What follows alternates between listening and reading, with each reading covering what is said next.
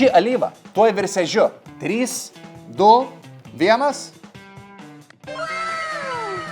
Čia feros skystis. Feros lotiniškai geležis. Čia mes turime alyvą su geležies dalelėmis. Šios geležies dalelės veikia kaip miniatiūriniai kompasai. Kai jos sutinka stiprų magnetinį lauką, jos susirikiuoja pagal jį.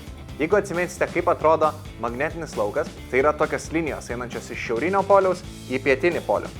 Kuo toliau nuo magneto šiaurinio poliaus, tuo tų linijų yra rečiau ir mūsų ežys yra retesnis. O kuo arčiau magneto, tuo tos linijos yra tankesnės. Ir mūsų ežys tampa panašus į saulėgrąžą. Bet mums neužtenka tiesiog miniatiūrinių geležies dalelių ir alyvos. Kad mūsų geležies dalelės nesuliptų, jos yra padengtos specialių chemikalų surfaktantų. Jos neleidžia mūsų dalelėms sulipti ir jos operuoja kaip atskiri maži burbuliukai, kompasiukai.